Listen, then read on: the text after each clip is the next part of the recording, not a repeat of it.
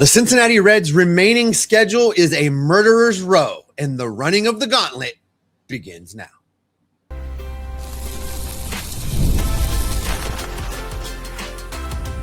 You are Locked On Reds, your daily Cincinnati Reds podcast, part of the Locked On Podcast Network, your team every day. Hi, I'm Jeff. He's Steve. And on today's Locked On Reds podcast, a little bit later on, we'll tell you why Sunday should be the last time that we see Chase Burns in 2026. In just a few minutes, we'll tell you why a 500 record for the season is not out of the question. We'll dive into that in a few minutes. But we'll begin with this gauntlet. And honestly, we've been telling you about this all year long. And what is left, I believe, Steve, it's going to show a lot more about the Reds next year than it will show about them this year. It's definitely going to show us something, buddy. Listen, we've talking about this being September, the worst of all the schedules in baseball. This, they did a ranking a couple days ago with strength of schedule, basically. That was before the Giants series. The Reds had the hardest schedule remaining. You look at where things stand right now. Before we even get into the September business here, they're playing the Cubs to kind of close out this month. Then they start a 3-game set with the Padres to roll into September. So right out of the gate, you look at that and you're like, well, that's a pretty tough run. But then you go home against the Brewers, go to LA. I don't even understand how that happened. They leave Cincinnati and go to LA for 3 without an off day. Then they go to Milwaukee for 3 before coming home for 4 against the Dodgers, followed by these Cubs again. So you look at that little bit of run and you're like, okay, well, then the worst of it's probably over, right? Nope, because then they got to go play the Braves. This remaining schedule, Jeff, you look at these teams, you look at who they're playing. Of that run through the Braves, the worst team that they play is the San Diego Padres at 10 games over 500. Worst. Shout out to our friend Carlos Guevara. It is going to be rough. They are all bona fide playoff teams, and I was looking at and doing some prep, like just kind of gauging it all as a whole. Steve, every single one of these opponents, except for the Blue Jays, no, the Blue Jays are included, are in the top 12 in the major leagues in team ERA. So we're looking at some really good pitching coming down the pipe against this Reds lineup that has been suspect at best, really good once every 5 or 6 days, and then they kind of go back to sleep for another week or so. I really hope they don't do that here, because if they do that here, we're going to be talking about a 90-loss season, and we're going to get into record predictions and stuff like that here in just a minute, talking about like the whole 500 of it all. But the talent that they're facing in the rest of the season, even the Blue Jays, like they finish in Toronto. It's not as if the Blue Jays have to come here. They got to go to Toronto. Toronto will be fighting for a playoff spot because the American League is an abject disaster. They've got all the opportunity in the world to make it, so they're going to be fighting tooth and nail. Every single one of these teams is going to be super hungry playing the Reds. We're going to have to figure out exactly what the Reds have. Like, as much as we are trying to figure out, is Hector Rodriguez part of next year? Can we trust Matt McLain to be part of any sort of competition next year? Who else is going to step up the rest of the way? Should Chase Burns, we'll talk about this in a bit, who replaces Chase Burns whenever he gets shut down? What's that going to look like? You're going to be doing it against the top talent, period. And this kind of goes against, like, I know you've heard this. I know everydayers have heard this, the whole idea of, like, don't get fooled by a good February or a good September or something, or, a good spring training or a good September. Yeah. This actually might kind of flip things a little bit, because this September is so intense that you're going to learn some things about these guys. See, and I want to be careful not to do kind of the opposite of that, Jeff, which is to give them a pass for how bad September is going to be, because they've got guys on this roster that shouldn't be on a major league roster. They're going to be running dudes out there that have no business facing these teams. you talk about the Blue Jays just as an example. It's easy to look at their record and be like, well, they're 5 games under 500. That's not that big a deal. Because the American League is the American League, the Toronto Blue Jays right now, as we're recording, are only 3.5 games out of the final wild card spot in the American League. They're going to be relevant and fighting for something. I can't imagine. I don't know who you could get and put them in that clubhouse for the Cincinnati Reds that could keep this team motivated halfway through September after they've gotten their face stomped in for 15 days in a row. I just don't know how much fight there's going to be left in this team by the time they get to that Atlanta and Toronto series. That is the point where everybody's looking around going, God, can it just be over? Yeah, it's like what's that GIF that everybody used? I haven't seen anyone use it in a little while, but it's the one trainer for Apollo Creed and Rocky, and he's just like, throw in the towel. Like, we're going to be using that a lot here in this month of September. Yep. As it currently stands, there's going to have to be some really surprise performances here, because even just this series this weekend against the Cubs are starting. I wouldn't say they are fading, but they're starting to fade a little bit in the wild card race. There's only 4 games between them. They're the top wild card team right now. There's only 4 games between them and the number 2 wild card spot. Now, that doesn't necessarily matter. I mean, they would get to host the wild card series if they currently stay in their position, but they are much closer to the number 2 wild card team than they are to the Brewers at this point. It almost feels like the Central is a foregone conclusion. They have planted the flag. It's the Brewers winning the division. And so now it's just about, can the Cubs hold on to that number 1 wild card spot? But if you have followed our friends over at Locked On Cubs, especially their social media feeds here recently, Sam has been losing his mind a little bit with watching this team. So could the Reds be spoilers in this case for the Cubs? Because if they go and they win a series here, they could really mess some things up for them. I mean, nothing would make me happier than to have Mason be really upset. That would be great. But I just keep looking at these records, Jeff. The Cubs. It's where we wish the Reds were. Yeah. The Cubs at 76 wins is really where we thought the Reds would be right now. 7 games back from the Brewers, you mentioned. The Brewers, the best record in baseball, again, with the more things change, the more they stay the same. 83 wins as we record, followed by the Dodgers with 80 wins. If you can give me that schedule again on screen, you think about those numbers for a minute. So they get through that Padres series. They get an off day on September 3rd. Then it's 3 against the Brewers, 3 against the Dodgers, 3 against the Brewers, 4 against the Dodgers. Both of those teams are over 80 wins, and that is 3, 6, 9, 10, 11, 12, 13 games against those 80-win teams right now. It is. I don't know what Bob and Phil did to the Major League Baseball front office, but this is clearly a punishment. I don't know how anybody looked at this schedule and was like, it's all right. Not a problem. I know they switched out the people that made. Well, so it's all computerized now. There was a great article on this on MLB a week or so ago. Up until they went computerized, there was a married couple that by hand made the schedule for Major League Baseball every year. Can't even fathom that. I would have to think they would sit around their kitchen table, pick up their coffee, and the wife would look across at the husband and go, "You can't send the Reds to LA for a 3-game set in September with no off day. You can't do that."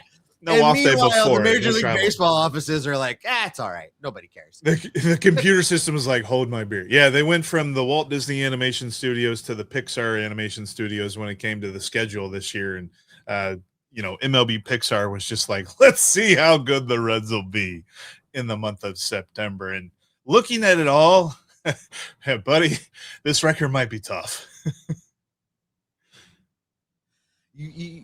You wonder. I keep wondering. I talked last week, Jeff, about how the city of Cincinnati gets treated by national media, by how the Bengals get treated by the Pro Football Hall of Fame, how the ownership groups of both teams kind of make it hard to take the professional sports seriously in Cincinnati. And I look at the schedule, and the Reds were supposed to be good. Tito was supposed to have this as a playoff team. And I look at this schedule and I'm like, was Major League Baseball going, you can think whatever you want. And even if you're good through the month of August, we're going to make sure that you can't get into the playoffs. It really feels like that, because honestly, at this point, we are just looking at, 500 as a mark that we would like to see. And look, it's within reach, technically, but not practically. Support for today's podcast comes from Indeed Sponsored Jobs. When workplace chaos hits and you need the right hire, Indeed Sponsored Jobs helps connect employers with candidates who match specific needs like skills, certifications, and location. So less time gets spent searching and more time gets spent finding the right fit. People are finding quality hires on Indeed right now. In fact, in the moments that we've been talking here, companies like yours have made 27 hires on Indeed, according to Indeed data worldwide. Less stress, less time, more results. That's all on Indeed Sponsored Jobs. When you need the right person to cut through the chaos, they're there for you. And listeners of today's show will get a $75 sponsored job credit to help get your job the premium status that it deserves at Indeed.com/podcast. Just go to Indeed.com/podcast right now and support our show by saying that you heard about Indeed on today's Locked On Reds. Indeed.com/podcast. Terms and conditions apply. Need to hire? This is a job for Indeed Sponsored Jobs.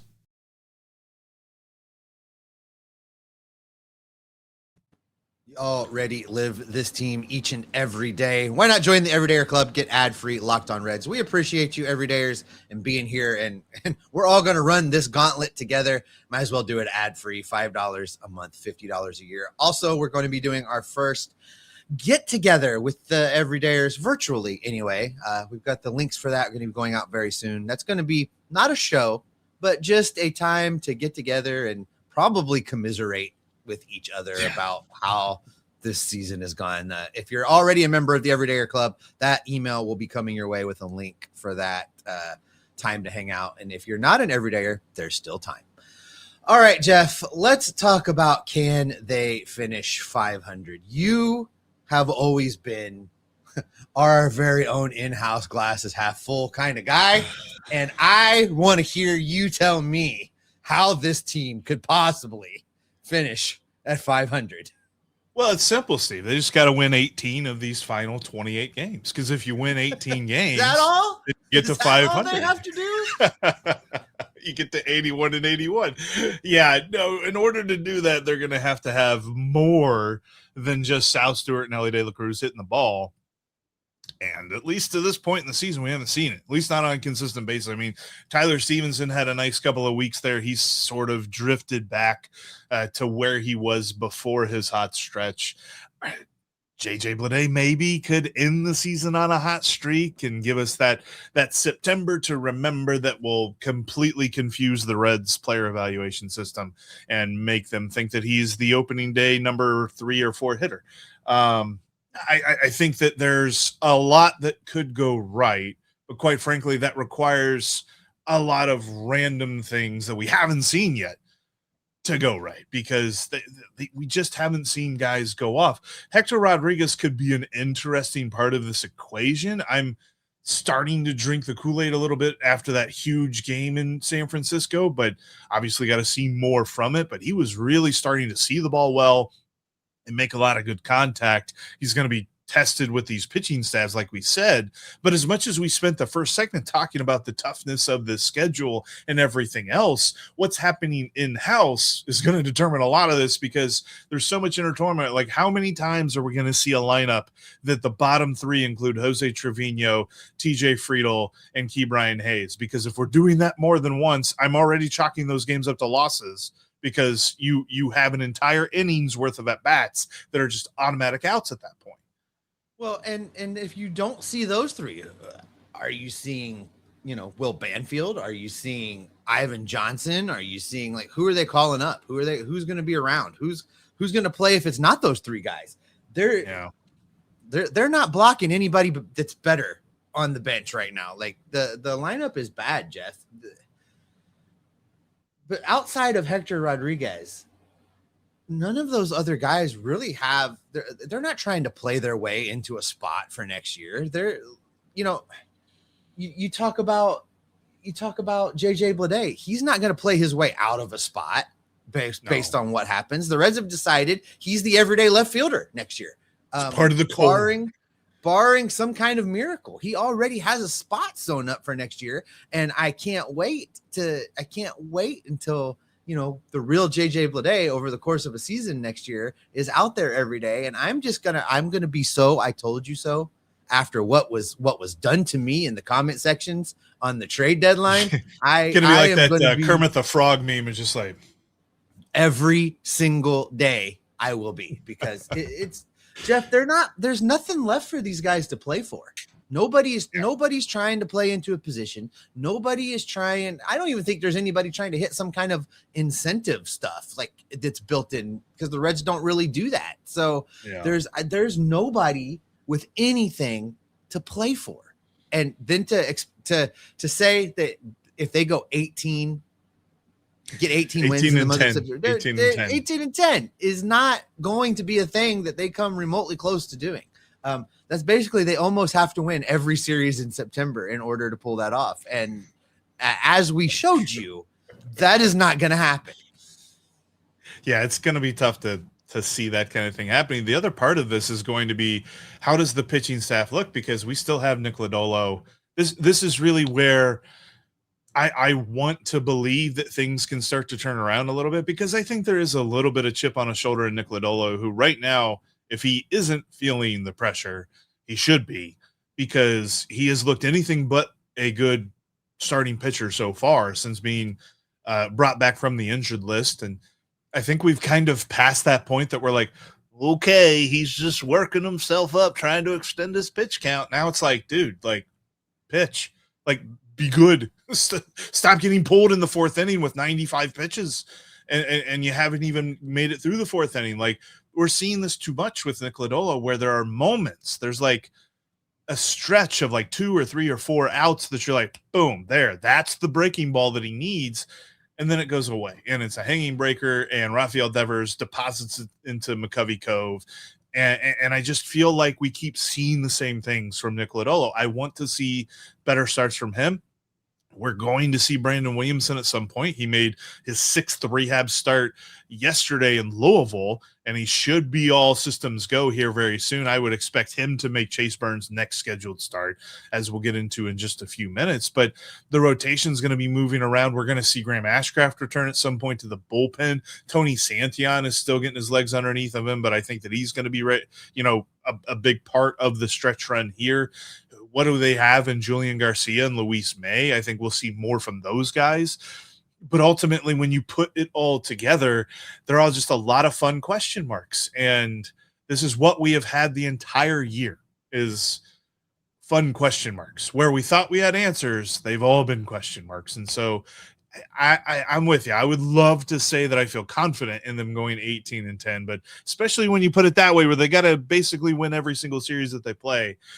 Yeah, I don't like that. No, the rotation is interesting, because we're going to spend a whole segment here talking about Chase Burns. So I'm going to skip over that, and we'll save that for the next segment. But some of these other guys, Jeff, you look at Andrew Abbott right now for the 2026 season, assuming health and that everything just finishes status quo with the rotation. Andrew Abbott's actually going to hit a career high in starts. He has an outside shot of passing his career high in innings. He hit 166 and a third last season. He's at 145 and a third right now. It'll be close on the innings, but the starts, I think, is going to happen. He's going to get a career high in starts. We're talking about make 4 more. Yeah. Right. We're talking about Rhett Lauder. You're talking about Chase Burns, but Rhett Lauder is going to be pitching his 24th game the next time he goes out on a big league mound. Coming off of a year where he didn't pitch, people are running out of gas. This is what I'm saying. You look around the rest of the rotation. Brady Singer is really the only one that's like, been there, done that, not a problem. And he had no oblique thing in his last start. Everybody else is kind of like on fumes. Yeah, and because we've seen what's happened, and I don't even think you have to you have to really squint that hard to see how it could affect a guy like Rhett Lauder, because we've seen it happen with Andrew Abbott these last couple of years. I think this has been the first year that we've really not seen him fall off a cliff, albeit his performance has been slightly less good than it was earlier on. But I think he's been fine. He's been who we expect Andrew Abbott to be. What we don't know about Rhett Lauder is what we've seen so far is solid, but he's going to probably make, I don't think they shut him down, so that he's probably going to make 4 more starts. And so you're looking at 27 games, 24 starts, probably 130 innings, maybe a little bit less than that. And so what do those last couple of starts look like? Those are going to be in Toronto. Those are going to be at home against, the Cubs and probably against the Dodgers. Like, that's going to be some tough starts where if he has any mistakes at all, they're going to be clobbered. So I'm with you. It's 500 looks like it's not going to happen. It looks definitely difficult is, I think, an understatement of what we're talking about here. But we skipped over Chase Burns on purpose because you look at what he has done for the Reds. He is their most valuable pitcher, probably their most valuable commodity, and that includes considering Elly Cruz. We're going to talk about Chase Burns and what's best for him coming up next. Running a business shouldn't feel like you're just trying to connect a bunch of systems that were never designed to work together in the first place. There's one app for accounting, there's another for inventory, and another for sales, and somehow none of them talk to each other. That's where Odoo comes in. Odoo is an all-in-one business management software that brings every part of your business together in one powerful platform. From sales and accounting to inventory and marketing, everything works in one place. Odoo is one platform to manage, grow, and scale your business. The best organizations know that success isn't just about talent, it's about having everyone working toward the same goal. And that's true in sports just like in business. As we've talked about all season long, we've really wanted the Reds to seem as though they have one unifying organizational plan. We've seen the opposite, unfortunately. And the reason that guys like the Brewers and the Dodgers and the Rays and all those teams are at the top of their divisions and the top of their playoff races is because they got it. Great organizations win because operations matter. And that's why you should get Odoo. Odoo is one platform to manage, grow, and scale your business. Try for free today at odoo.com/lockedon. That's odoo.com/lockedon. We invite you to keep the conversation going with us after the show is over. You can follow us on social media. You can follow me at Jeff Carr with 3 Fs on X or on TikTok. You can follow Steve at S. Offenbaker with 2 Fs over on X. And you can follow the show at Locked On Reds. And because we are recording today's podcast a little bit close to lunchtime here, I did just see, and the Reds have a afternoon game in Chicago. I did just see the lineup. Dane Myers leading off. He is their on-base leader, though, so there is that. They're trying new things. I guess they don't like Elly leading off, and I don't like that they don't like that. Anyway, let's talk about Chase Burns, because Sunday should be his last start. This is a situation where the Reds need to prioritize his long-term value over, well, honestly, that there really shouldn't be an argument. Like, he should make his last start on Sunday.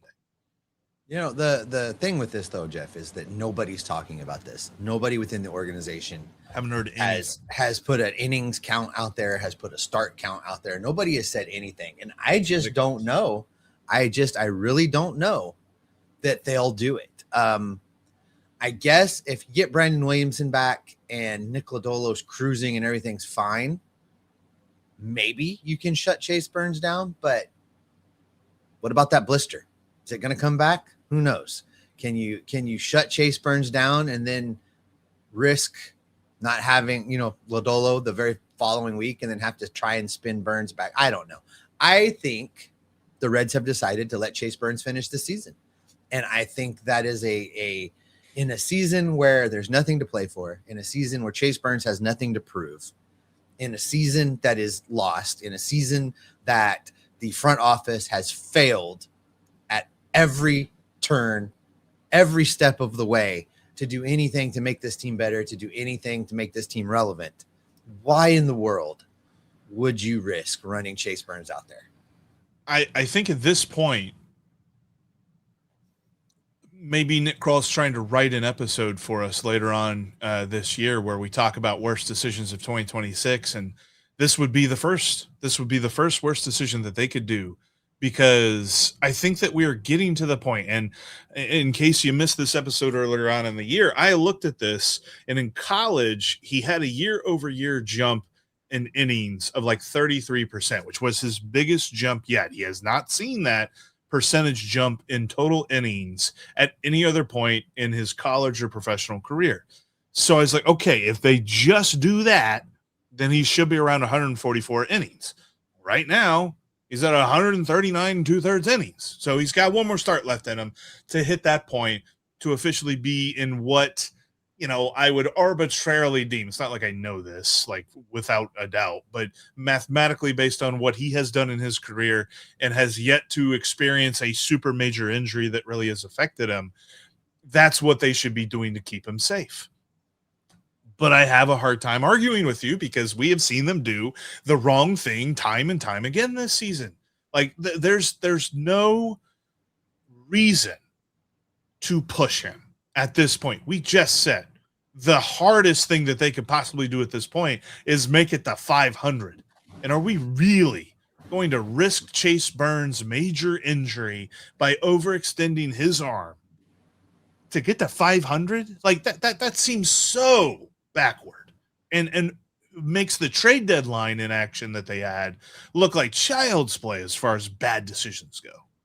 Yeah, I see a lane where, Tito's sitting there in his chair and saying something along the lines of, well, this young man, he has really battled this year. And, remember, he even skipped the All-Star game because he wants to be there for his team. And who are we to tell him he can't finish? You have to listen. You have to listen to these pitchers. You have to listen to these pitchers when they tell you. And if they tell you they're done, if they tell you they're tired, you take them out. And if they tell you they're good to go, well, you just, by God, got to let them go. That's the presser. I swear that will be the press conference. I think there should be something on that, because I think you nailed it. I mean, because we've already seen this with Elly, like obviously different situation, not pitching, but playing out in the field. But Tito's words when it came to Elly was, how can you take that guy out? Like, I mean, he's just a ball player. What is stopping him from saying the exact same thing about Chase Burns? Like, nothing. That's exactly what you're dead right. He's going to say that, because I think that Brandon Williamson is the natural replacement here. And sure, you're going to toil with trying to figure out if Nick Lodolo knows how to pitch anymore. And you're going to toil with Rhett Lauder extending his workload past the limits that it's ever seen in the past. But you've got to deal with that. And you know what? If you've got to have a bullpen day here or there to get to the end of the season, fine. But you cannot extend Chase Burns past a limit that makes sense and risk big time injury with him. And then in 2 years, we're talking about, boy, the Reds have two aces when they're healthy. God help us if we get to that point, because they can prevent that by being conservative with Burns now. Let me ask you this and see if it changes your opinion at all. It doesn't change my opinion, but I just give you the opportunity. If I told you we know for certain that the 2027 season is not going to start until at least June, does that matter now? Does that impact shutting guys down now? If you know Chase Burns is not going to pitch again until June, do you go ahead and let him finish out with no worry? I don't either. I think it's too big a risk. No. And at least with that particular question, I know how Nick Kroll feels, because he likes to approach everything in a vacuum. So I don't think he's thinking about that either. But no, it should not change their handling of him, because I have so many past examples of pitchers that they just let him go and it did not work out. And you can go back to, because everybody loves to do this. Well, back in the old days, they threw 1 million innings and they threw 1 million pitches and nothing ever happened to them. Yeah, and they had careers that lasted 5 years, because things do happen to you, because your arm is not supposed to move that way. You have a finite number of times that you can use your arm in that manner when you are as good at this as Chase Burns is. And they need to make sure that he is not overextending it too early on in his career, because they've got this guy locked up now. It's not as if he has to prove something for a contract. They've got him locked up. They need to protect their investment. They need to shut him down after Sunday. And that is where we're going to go ahead and wrap it up for today. That's going to do it for this edition of Locked On Reds. Thanks as always for making Locked On Reds your first listen each and every day. For the audio folks, head over to Locked On MLB. Check out Sully. He's got you covered. Major League Baseball from a national perspective. Former Reds reliever Mike Stanton back to the bullpen. He's got you covered with Major League Baseball from a retired player's perspective.